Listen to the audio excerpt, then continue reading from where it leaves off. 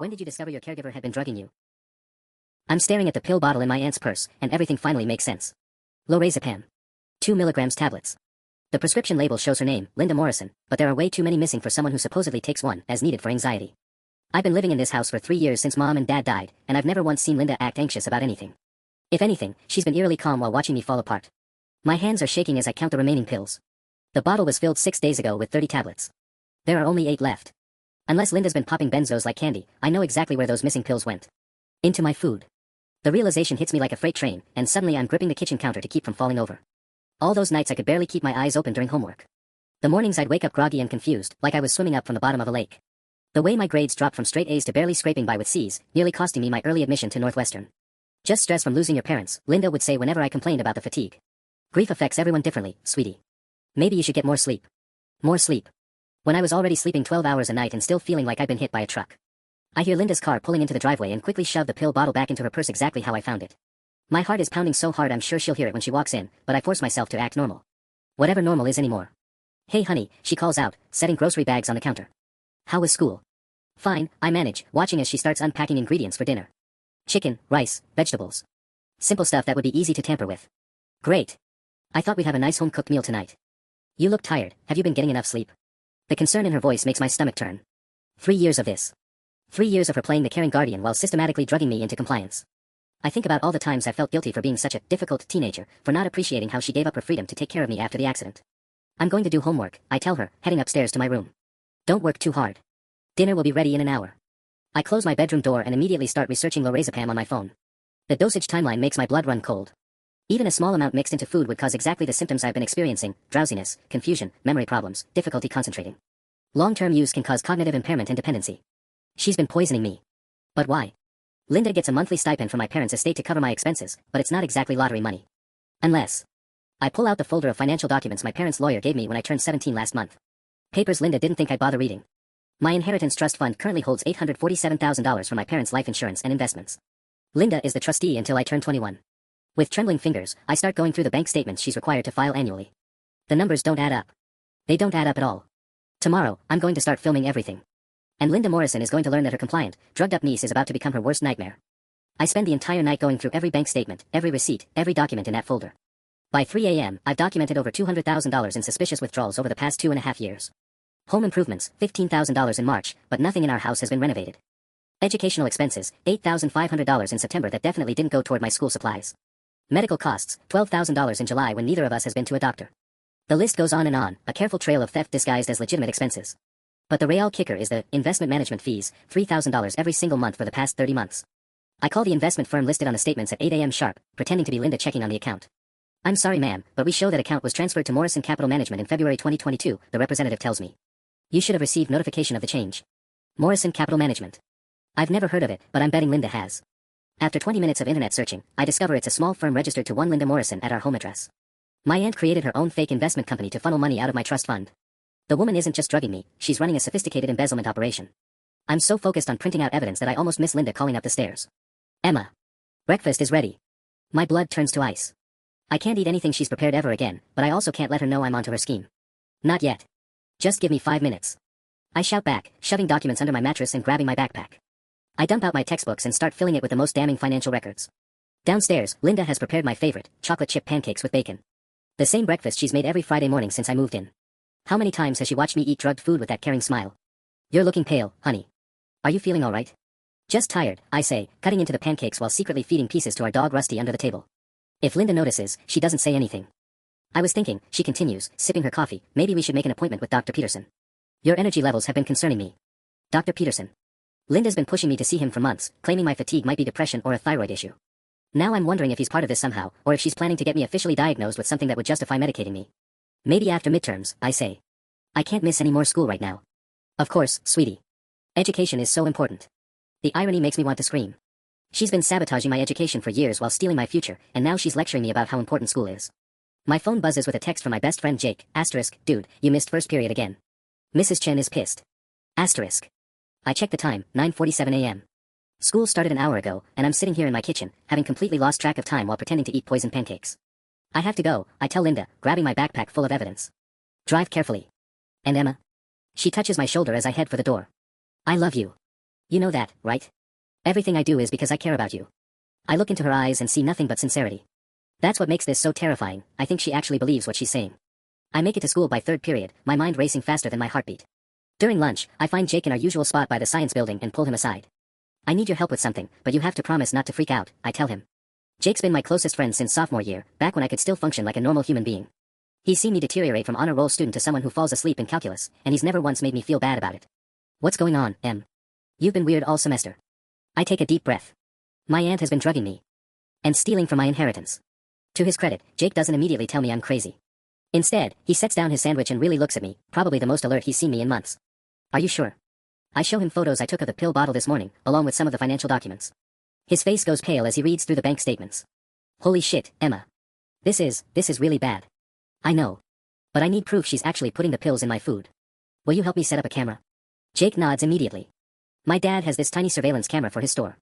It's like the size of a button, we could hide it anywhere in your kitchen. After school, Jake follows me home in his beat-up Honda.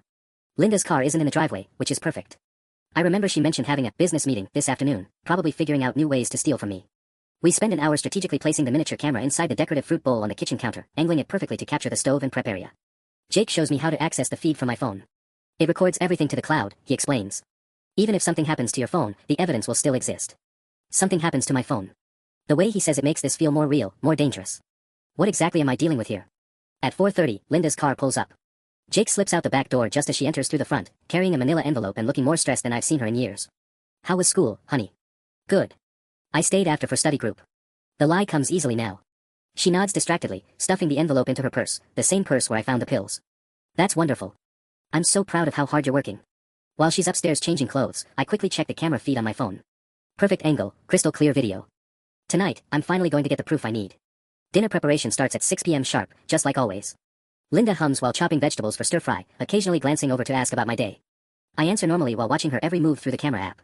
At 6:23 p.m., it happens. Linda reaches into her purse and pulls out the pill bottle. She glances toward the living room where I'm supposedly doing homework, then crushes 2 white tablets with the back of a spoon. The powder disappears into my portion of the stir-fry, stirred in with practiced efficiency. 2 pills. That's 4 milligrams of lorazepam, enough to knock out a grown man. My hands are shaking as I save the video clip. After 3 years of gaslighting, I finally have undeniable proof that Linda Morrison has been systematically poisoning me. Emma.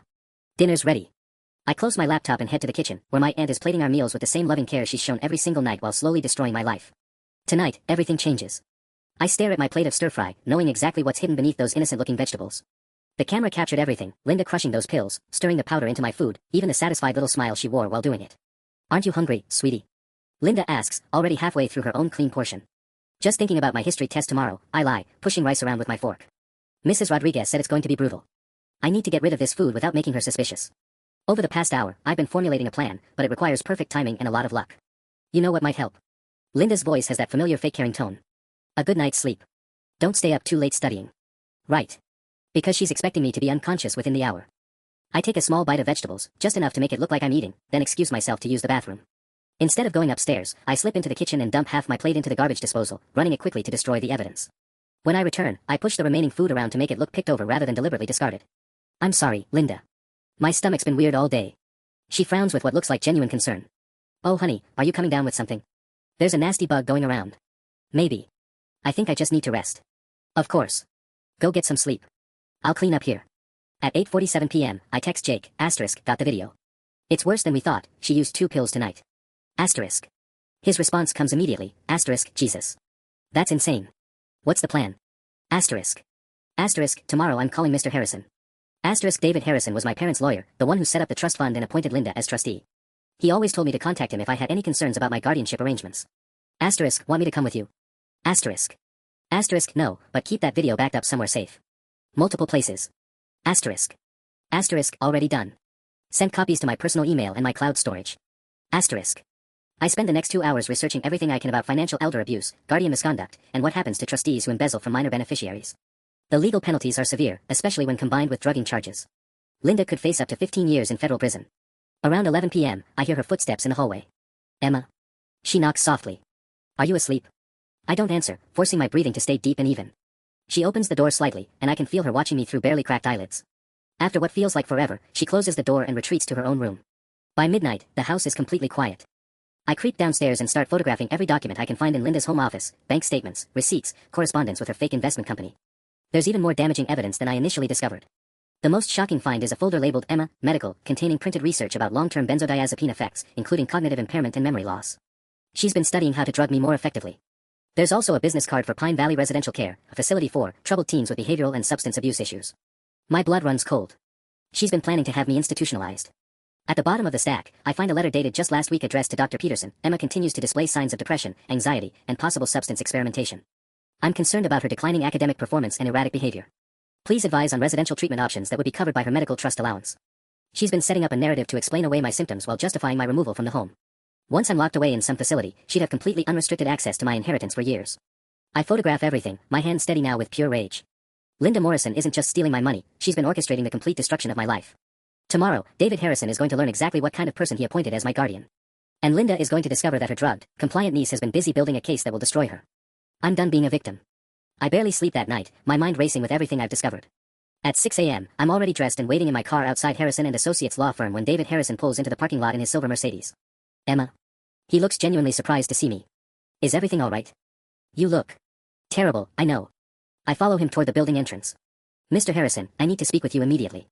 It's about Linda and my trust fund. Something in my tone must alarm him because he unlocks his office door without another word and gestures for me to sit down. What's going on?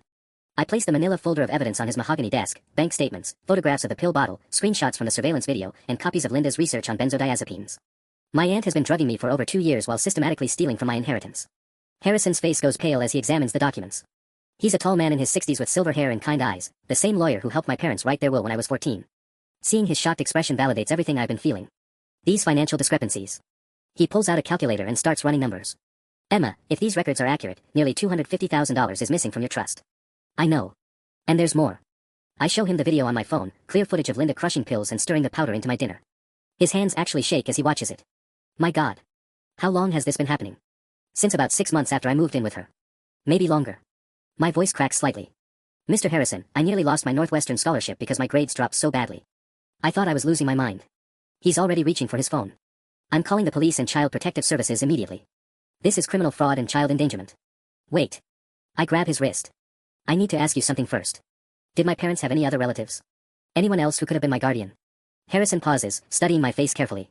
Emma, your parents specifically chose Linda because she was their only living relative. Why?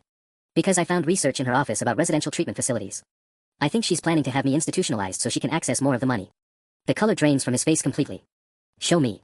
I pull up the photos of Linda's correspondence with Dr. Peterson and the Pine Valley brochure. Harrison reads through everything twice, his jaw tightening with each document. This is premeditated. She's been building a case to declare you mentally unfit. He stands up abruptly. Emma, I need you to listen very carefully. We're going to contact the authorities, but first I want you to go somewhere safe. Do you have friends or family you can stay with? Jake's family would probably take me in temporarily. Good. Don't go home. Don't eat anything Linda prepares. Don't even drink water she's had access to.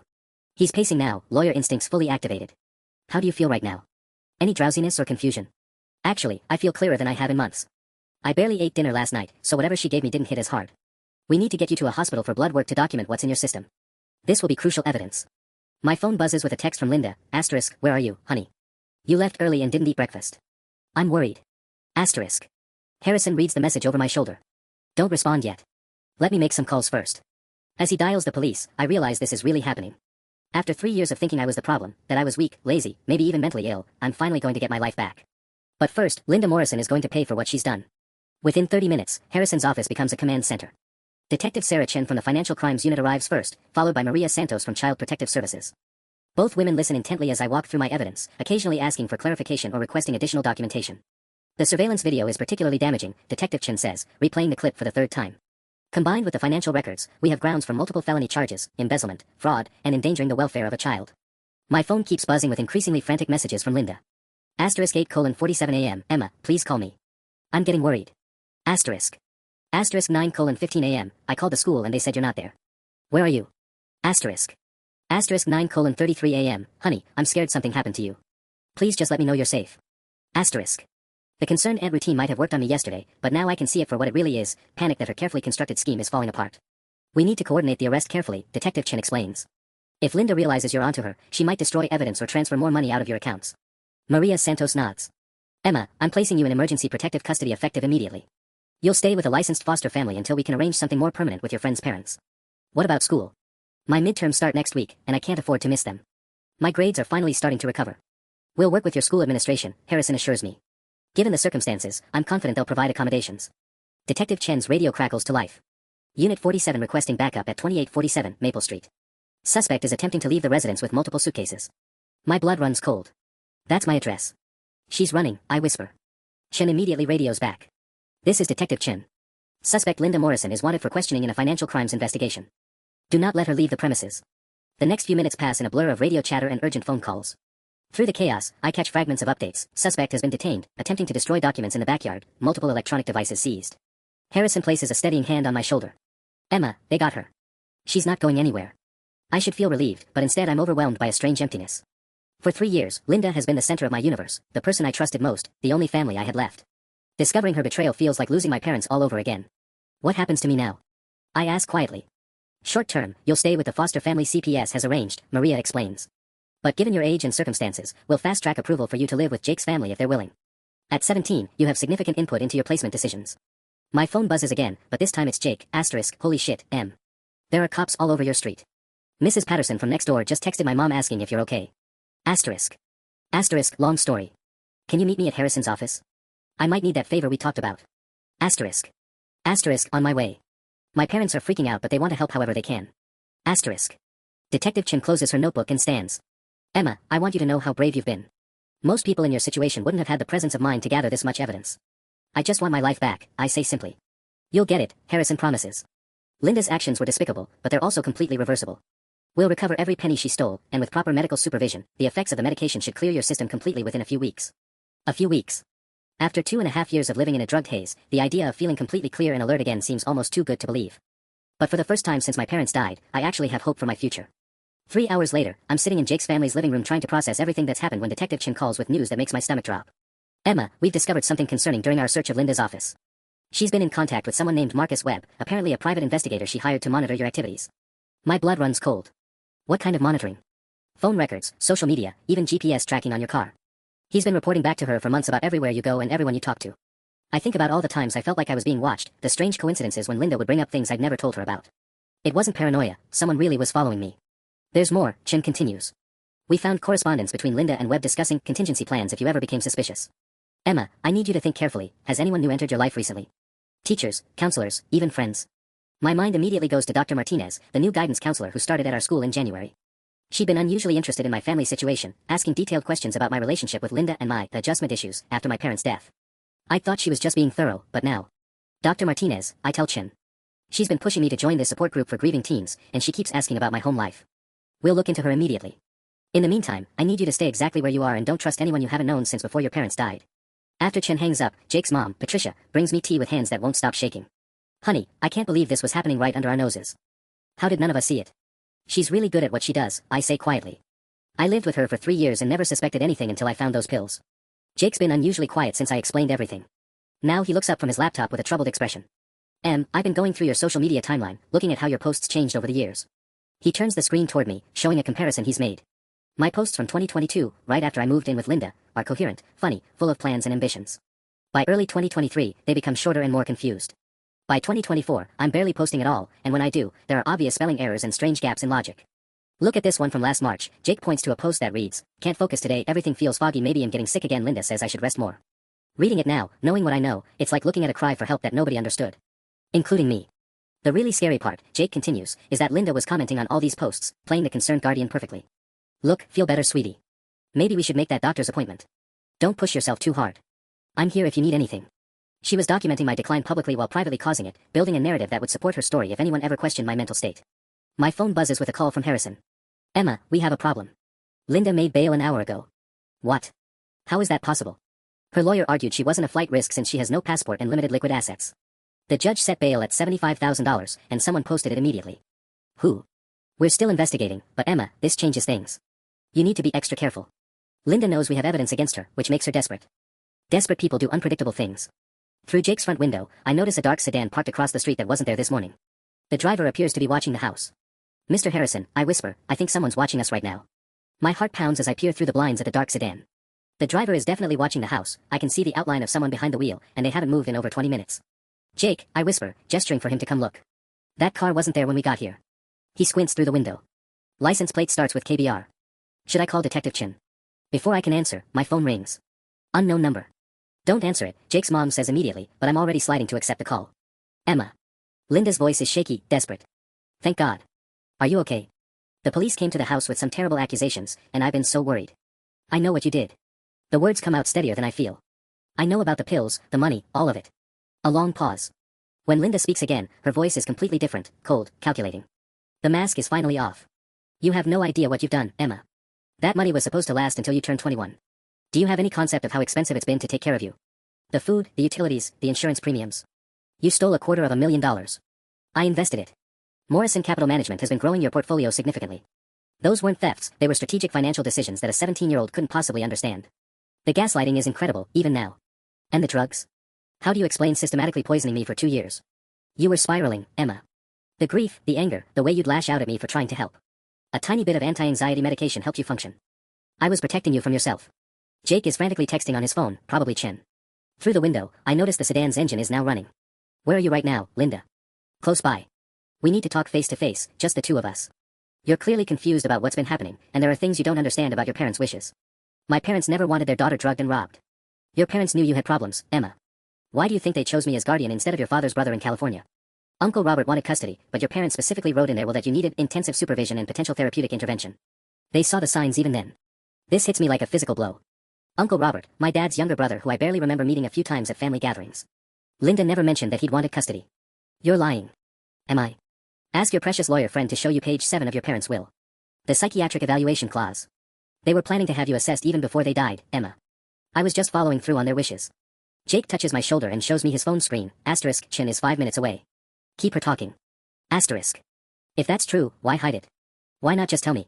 Because you were 14 and traumatized. How could I explain that your own parents thought you needed mental health intervention? I was trying to protect you from that knowledge. The worst part is, some of this makes sense with things I remember.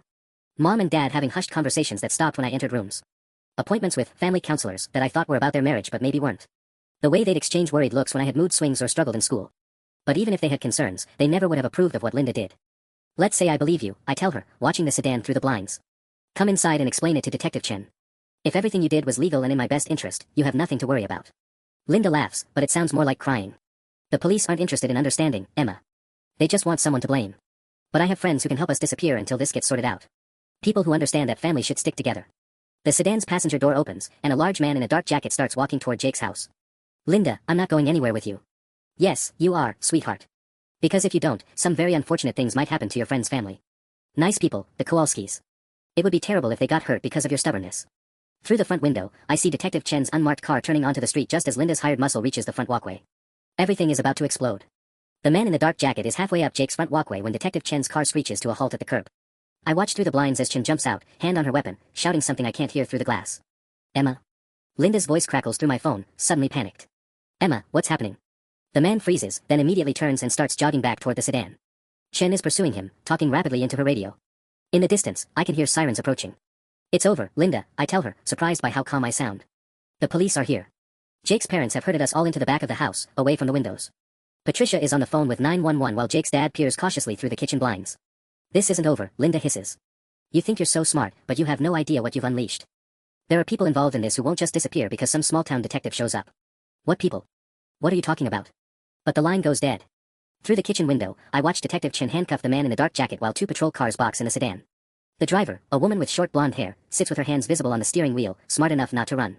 My phone immediately rings again, this time it's Chen. Emma, are you and the Kowalski family safe? Yes, we're all in the back of the house. Good. We've apprehended 2 suspects, but Linda Morrison is still at large. I need you to tell me everything she said during that phone call. I relay the conversation word for word, including Linda's claims about my parents' will and the threat against Jake's family. Chen listens without interrupting, but I can hear her typing notes. The psychiatric evaluation clause she mentioned, that's partially true, Chen admits. But it was standard language requesting a grief counselor assessment after their deaths, not authorization for long-term medication. She's twisting facts to justify her actions. What about my Uncle Robert? Did he really want custody? We're investigating that now. Emma, Linda mentioned people who won't just disappear. Did she give you any indication of who else might be involved in this? I think back through the conversation. She said she has friends who can help her disappear. And something about people who understand that families should stick together. That suggests a larger network. The man we just arrested is Marcus Webb, the private investigator we told you about. The woman driving is Elena Vasquez, who runs a document forgery operation out of Phoenix. This isn't just about your trust fund anymore. Through the front window, I see more police cars arriving. Crime scene tape is going up around the sedan, and neighbors are starting to gather on their front porches, trying to figure out what's happening in their quiet suburban street. Jake sits down beside me at the kitchen table. I need to ask you something. When Linda was talking about your parents having concerns, did any of that ring true? I've been trying not to think about that part of the conversation, but I can't ignore it anymore. Maybe. I remember some weird stuff from when I was 14. Appointments they wouldn't explain, conversations that stopped when I walked in. But even if they were worried about me, they would never have wanted Linda to drug me for years. Of course not, Patricia says firmly, bringing me another cup of tea. Even if your parents had concerns, what Linda did was criminal. Don't let her manipulate you into thinking otherwise. My phone buzzes with a text from an unknown number. Asterisk, this isn't over, Emma. You have 48 hours to reconsider before things get much worse for everyone you care about. L asterisk. I show the message to Chen when she calls back 5 minutes later. She's threatening you directly now, Chen says grimly. Emma, we're moving you to a secure location tonight. This has escalated beyond a simple embezzlement case. The secure location turns out to be a safe house run by the county, a nondescript ranch home in a residential neighborhood about 40 minutes from Jake's house. Detective Chen escorts me there personally at 11 p.m., after spending 3 hours debriefing me about every detail of Linda's phone call. The threat against your friend's family changes everything, Chen explains as we pull into the driveway. Linda Morrison is no longer just a white-collar criminal. She's demonstrated willingness to use violence to control the situation. Inside, the house looks like any middle-class family home, comfortable furniture, family photos on the walls, a kitchen that smells like someone recently baked cookies. But I notice the reinforced door frames, the security system panel by the entrance, and the way Chen checks every window before she's satisfied. Emma, meet Carol Martinez, she's your caseworker for tonight. Carol is a kind-faced woman in her 50s who immediately puts me at ease. I know this is overwhelming, honey, but you're safe here. We've had situations like this before. Situations like what, exactly? I ask, sinking into an oversized armchair that's probably seen dozens of scared kids over the years. Chen pulls out her phone and shows me a photograph. This is Elena Vasquez, the woman we arrested driving the sedan. She's wanted in 3 states for identity theft and document forgery. The fact that Linda had her on speed dial suggests your aunt is involved with a much larger criminal organization than we initially suspected. The photo shows a sharp-featured woman with calculating eyes. She looks professional, businesslike, not like someone who'd work for a desperate suburban aunt unless there was serious money involved. We ran the financial records through our fraud database, Chen continues. Morrison Capital Management isn't just a fake company Linda created, it's been used to launder money from at least 6 other victims over the past 5 years. Your inheritance wasn't her first target, Emma. It was just her biggest score. My stomach drops. How much money are we talking about? Combined? Nearly $2 million stolen from elderly people and minors with deceased parents. Linda Morrison is what we call a professional guardian, someone who specifically targets vulnerable people for long-term financial exploitation. Carol brings me hot chocolate and sits across from me. Emma, I need you to understand something important. None of this is your fault, and feeling confused or conflicted about Linda is completely normal. She's what we call a trust predator, someone skilled at building emotional dependence while systematically destroying their victims. But what if she was right about my parents being worried about me? What if I really do have problems that? Stop. Chen's voice is firm but gentle. Even if your parents had genuine concerns about your mental health, which we have no evidence of, that doesn't justify 2 years of secret medication and financial theft. Linda is using partial truths to manipulate you into doubting your own perceptions. My phone buzzes. Another unknown number. Asterisk, check your email. You need to see what your parents really thought about you. L asterisk. Chen immediately confiscates my phone. We're having all your communications monitored and traced. Don't respond to anything. But curiosity is eating at me. Can we at least check what she sent? If it's something about my parents. Carol and Chen exchange looks. After a brief discussion, Chen agrees to check my email on a secure laptop while I watch. There's one new message from a throwaway account, sent 20 minutes ago. The subject line reads, Emma's psychiatric history, confidential. Attached are what appear to be scanned documents, medical records, school reports, even some of my old diary entries from when I was 13 and 14. My hands shake as I recognize my own handwriting describing feeling different from other kids, and angry all the time after Dad lost his job. These are forgeries, Chen says immediately, but doubt creeps into her voice as she examines them more closely. The diary entries aren't fake, I whisper, recognizing specific memories I'd written about. But I never showed those to anyone. How did Linda get my old diaries? That's when I realized Linda hasn't just been drugging me for 2 years. She's been planning this manipulation for much longer, collecting ammunition to use against me if I ever discovered her crimes. And some of what she's gathered might actually be real. The secure house feels less safe when I can't sleep. It's 3 a.m. and I'm staring at the ceiling, replaying every conversation I've had with Linda over the past 3 years, wondering what was real and what was manipulation. Carol checks on me every hour, bringing chamomile tea and reassuring words, but nothing helps the gnawing feeling that Linda might be right about some things. The diary entries she sent were definitely mine. I remember writing about feeling angry and confused after Dad's company downsized and our family went through that rough patch when I was 13. At 6:30 a.m., my phone rings. Detective Chen, sounding tired. Emma, we traced Linda's location when she sent that email. She was at a 24-hour internet cafe in Riverside, about 2 hours from here. By the time local police arrived, she was gone, but she left something behind. What kind of something? A flash drive containing what appears to be the complete financial records of her operation. Bank accounts, victim profiles, correspondence with other criminals. It's like she wanted us to find it. That doesn't sound like the careful, calculating woman who spent years slowly poisoning me. Why would she leave evidence? That's what worries us. People only abandon evidence when they're planning something bigger, or when they think they're about to be caught anyway and want to control the narrative. Carol brings me breakfast, scrambled eggs and toast that I can't bring myself to eat. After 2 years of drugged meals, the thought of food still makes me anxious, even though I know it's safe here. Detective Chen told me about the flash drive, Carol says, sitting across from me. Emma, I want you to know that whatever Linda left behind, it doesn't change the fact that she committed serious crimes against you. My phone buzzes with a text from Jake, my mom talked to Northwestern Admissions. They're aware of your situation and willing to defer your enrollment if needed. Your scholarship is safe. Relief floods through me. Northwestern has been my dream since sophomore year, and Linda nearly destroyed that along with everything else. But now, knowing I still have a future, I feel something I haven't experienced in months, genuine hope. At 9 a.m., Harrison calls with news that makes my blood run cold. Emma, we've been analyzing the financial records Linda left behind. She wasn't working alone, there are at least 12 other guardians in her network, all targeting minors with substantial inheritances. But here's the concerning part, according to these records, your case was supposed to end differently. What do you mean? There are email chains discussing your graduation date, September 15th, which is next month. After that date, you were supposed to be transferred to something called Program B. Carol takes the phone and puts it on speaker. David, what's Program B? We're still decoding their terminology, but it appears to involve permanent residential placement and complete asset transfer. Emma, I think Linda was planning to have you declared mentally incompetent next month and institutionalized permanently. The room spins. September 15th is 3 weeks after my 18th birthday. Once I turned 18, Linda would need legal justification to maintain control of my inheritance, unless I was declared unfit to manage my own affairs. The Pine Valley facility I found research about, I whisper. She was going to have me committed there. It looks that way. But Emma, her timeline got disrupted when you discovered the pills early. That's why she's acting so desperately now, her carefully planned operation is falling apart. Chen's voice crackles through the speaker. David, we need to assume Linda is accelerating her timeline. If she can't follow the original plan, she might try to eliminate the evidence entirely. What does that mean? I ask, though I'm afraid I already know.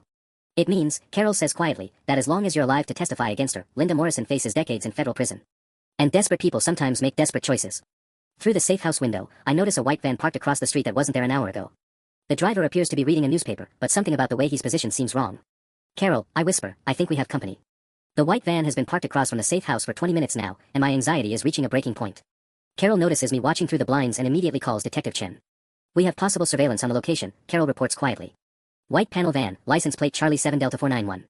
Chen's response is immediate. That vehicle was reported stolen from a construction site in Riverside yesterday morning. Same city where Linda accessed that internet cafe. You need to evacuate Emma now. Carol is already moving, grabbing a pre-packed emergency bag from the hall closet. Emma, we're leaving through the back door. There's a drainage creek that runs behind these houses, we'll follow it to the pickup point. Wait, what about Jake's family? Linda threatened them yesterday, and if she's watching me, she might. Already handled. The Kowalskis are at Patricia's sister's house in Sacramento. They'll stay there until Linda is in custody. As we slip out the back door, I hear Carol radioing our position to some kind of backup team. The morning air is crisp, and my breath comes out in small puffs as we hurry through the neighbor's backyard toward the creek. Behind us, I hear car doors slamming and men's voices shouting. Carol grabs my hand and we start running. The drainage creek is deeper than it looked from the house, about 4 feet of rushing water that soaks through my sneakers immediately. Carol moves with practiced efficiency, clearly having done this before with other people in similar situations. How many kids have you helped like this? I ask as we wade downstream, trying to keep my voice low. More than I'd like to count. Financial predators are getting more sophisticated, and they're specifically targeting inheritance cases now because the payouts are larger. We reach a concrete culvert where Detective Chen is waiting with 2 unmarked cars. Her face is grim as she helps us climb out of the creek. Emma, we intercepted radio communications from the surveillance team. Linda isn't just trying to find you, she's coordinating with at least 6 other people to execute what they're calling Operation Clean Slate. My stomach drops. What's Operation Clean Slate? Based on the chatter we've decoded, it's a systematic elimination of evidence and witnesses across their entire network. You're not their only victim who's gotten suspicious. 3 other minors in different states have started asking questions about their guardians in the past month. Chen hands me a tablet showing a map with red dots scattered across California, Nevada, and Arizona. Each of these dots represents a victim who's either missing or has been recently institutionalized under suspicious circumstances. Linda's entire organization is collapsing, and they're trying to tie up loose ends. The largest cluster of dots is centered around Phoenix, where Elena Vasquez, the document forger, operated. But there are also dots in smaller cities, places where nobody would think to look for a sophisticated criminal network. Detective Chen, I say slowly, when you arrested Marcus Webb yesterday, did he have any information about the other victims? He lawyered up immediately, but his phone contained contact information for 17 different guardians and a schedule of what they call asset liquidation dates. Emma, your date was moved up to tomorrow, September 1st. Tomorrow. Linda was planning to make her final move tomorrow, probably expecting me to still be drugged and compliant. What would have happened if I hadn't found those pills? Chen's expression darkens. Based on the communications we've intercepted, you would have been transported to a private facility in Mexico tomorrow night. Once there, you would have been declared mentally unfit by a corrupt psychiatrist, and Linda would have gained permanent control of your inheritance. And the other victims? We're still piecing that together, but Emma. Chen pauses, choosing her words carefully. We don't think all of them survived the process. The weight of that statement hits me like a physical blow. I'm not just a victim of financial fraud, I'm a survivor of something much more sinister. My phone buzzes with one final message from Linda, *, last chance, Emma. Midnight tonight, Riverside Marina, Dock 47. Come alone or everyone you care about pays the price. This ends tomorrow either way. Asterisk. Chen immediately confiscates my phone again, but the message is already burned into my memory. She's forcing a confrontation, Chen mutters. Classic desperation move. What do we do? We end this. But Emma, I need you to understand, after tonight, nothing will ever be the same. The safe house feels like a war room by 4 p.m. Detective Chen has called in FBI agents from Sacramento, and our kitchen table is covered with surveillance photos, financial records, and tactical plans. Agent Rebecca Torres, a woman in her 40s with steel gray eyes, spreads out aerial photos of Riverside Marina. Dock 47 is isolated, perfect for an ambush, Torres explains, pointing to the satellite images. But it also gives us multiple approach angles and clear sight lines for our sniper team. You want me to actually go there? My voice comes out higher than intended. Not exactly, Chen says. We're going to use you as bait, but from a completely secure location. Linda thinks you'll be on that dock at midnight, but you'll actually be in our mobile command unit half a mile away. Agent Torres pulls out what looks like a small jewelry box. This contains a GPS tracker and audio transmitter that broadcasts on Linda's frequency. We'll plant it on the dock before she arrives, and when she gets close enough to detect the signal, she'll think you're there. What if she has thermal imaging equipment? Or if she brings more people than you expect? That's why we have backup plans, Chen assures me. But Emma, there's something else we discovered in those financial records. Linda isn't the leader of this operation, she's middle management. The person running this network is someone called the administrator, and they've been watching this situation develop. Carol brings me coffee, her hands shaking slightly. Honey, the FBI traced some encrypted communications. The administrator issued what they call a clean slate directive this morning. Every guardian in the network received orders to eliminate their current cases within 48 hours. My blood turns to ice. Eliminate how? We're hoping it just means destroy evidence and disappear, Torres says carefully. But given what we've learned about the Mexico facility and the missing victims, we can't take that chance. At 6:15 p.m., Harrison calls with news that changes everything. His voice is tight with barely controlled anger. Emma, we've been analyzing your parents' actual will, not the forged documents Linda showed everyone. Your uncle Robert in California was indeed supposed to be your guardian. Linda forged court documents to get custody, and Robert has been trying to locate you for 3 years. The room goes completely silent. Even the FBI agents stop their planning to listen. What do you mean he's been trying to locate me? Linda told everyone, including the court, that Robert had refused custody and couldn't be reached. But we found his hire records for 3 different private investigators. He's been searching for you since 2022, Emma. He never knew Linda had taken custody. I sink into the nearest chair, overwhelmed. So I could have been living with family this whole time. Real family who actually wanted me. Robert's driving up from San Diego right now. He should arrive around 10 p.m. Agent Torres checks her watch. That's cutting it close to the midnight operation, but we can make it work. Emma, having your real guardian here might actually help us. Linda's entire justification for her actions was that she was your only family option. There's more, Harrison continues. Robert's an attorney specializing in financial crimes. When he couldn't find you through normal channels, he started investigating Linda's background. He's been building a case against her for 18 months. Chen grabs her radio. This is Detective Chen requesting immediate background on Robert Morrison, San Diego. I need a complete file before he arrives at our location. While we wait for the background check, I try to process this revelation. Uncle Robert, a man I barely remember from childhood visits, has been searching for me while I was being slowly poisoned by the aunt I trusted completely. The betrayal cuts even deeper now, knowing there was someone out there who actually cared about my well-being. At 7:30 p.m., Torres receives confirmation. Robert Morrison checks out completely. Clean background, legitimate law practice, and get this, he's been in contact with the FBI's financial crimes unit about Linda's network for the past 6 months. He knew about the other victims. He suspected. Robert's investigation into Linda led him to discover similar cases in Nevada and Arizona. Emma, your uncle might have saved more lives than just yours. My phone, now monitored by the FBI, buzzes with a final message from Linda, asterisk, I see you've involved the federal government now. That was a mistake, Emma. Some doors can't be unopened. See you at midnight. Asterisk. But for the first time in 3 years, I'm not afraid of Linda Morrison anymore. Tonight, this nightmare finally ends. At 9:47 p.m., Uncle Robert arrives at the FBI command center, and seeing him feels like looking at a ghost of my father. Same dark hair, same worried brown eyes, same way of running his hand through his hair when he's stressed. He's taller than I remembered, wearing a wrinkled button-down shirt and jeans like he drove straight through without stopping. Emma. His voice breaks slightly as he crosses the room. God, I've been looking for you everywhere. When he hugs me, I smell coffee and aftershave and something indefinably familiar that makes my chest tight. This is what family was supposed to feel like, not the calculated care Linda provided, but genuine relief and love. Mr. Morrison, Agent Torres interrupts gently. We need to brief you quickly on tonight's operation. Robert's expression hardens as Torres explains the situation. Linda's been drugging her. For 2 years. His lawyer instincts kick in immediately. What's her current blood work show? Have you documented the pharmaceutical evidence? Because if Emma's been systematically medicated without consent, that's aggravated assault with a deadly weapon in addition to the financial crimes. Detective Chen slides a folder across the table. Hospital labs from yesterday confirm lorazepam levels consistent with regular dosing. We have video evidence of Linda crushing pills into Emma's food, plus her own research files on long-term benzodiazepine effects. Research files? Robert's face goes pale. She was studying how to drug a child more effectively. It gets worse, I tell him quietly, showing him the photos I took of Linda's correspondence with Dr. Peterson. She was building a case to have me institutionalized permanently next month. Robert reads through everything twice, his jaw getting tighter with each document. The Pine Valley facility, I investigated them 6 months ago as part of another case. Emma, that place doesn't provide treatment. It's a holding facility where people disappear into the system permanently. Agent Torres checks her watch. Mr. Morrison, we appreciate your expertise, but we need to move into position. Emma will remain here in the mobile command unit while we execute the dock operation. Actually, Robert says, pulling out his own folder, I think you need to see this first. I've been tracking Linda's network for 18 months, and Riverside Marina isn't random. She's used that location twice before for what she calls final transfers. He spreads out surveillance photos showing the marina at night. Dock 47 has direct boat access to international waters. Linda's not planning to negotiate tonight, she's planning to disappear, probably to the Cayman Islands where her network has been moving money. Chin studies the photos. You think she's using Emma as bait to clear her escape route? I think Linda Morrison is more dangerous than any of us realized, Robert says grimly. The other 2 victims who were brought to this dock. Neither was ever seen again. The command center goes dead silent. Through the window, I can see agents checking their weapons and adjusting their tactical gear. What started as a financial crimes case has become something much deadlier. My phone buzzes one final time. Not Linda this time, but an unknown number. * Emma Morrison is not the only family member with questions. Tonight we settle all debts. The administrator, *. Agent Torres immediately starts barking orders into her radio. All units, we have a communication from the primary target. This is no longer a single suspect operation. Robert grabs my hand tightly. Emma, I should have found you sooner. I should have fought harder when Linda claimed custody. You found me now, I whisper, watching FBI agents mobilize outside. That's what matters. But as we head toward the marina for what everyone hopes will be Linda's final stand, I can't shake the feeling that the administrator's message wasn't just a threat. It was a promise. At 11:43 p.m., crouched in the FBI's mobile command unit overlooking Riverside Marina, I watched through night vision monitors as Linda approaches Dock 47. She's not alone, 3 men in dark clothing spread out along the marina's perimeter, and I can see the outline of a speedboat waiting at the far end of the dock. Target is in position, Agent Torres whispers into her headset. Emma, you're absolutely certain that's your aunt. Even through the green-tinted surveillance feed, Linda's distinctive walk is unmistakable. But she looks different, harder, more purposeful than the caring guardian who made me chocolate chip pancakes every Friday morning. That's her, I confirm, my voice steadier than I expected. The GPS transmitter we planted earlier begins beeping rapidly as Linda gets within range.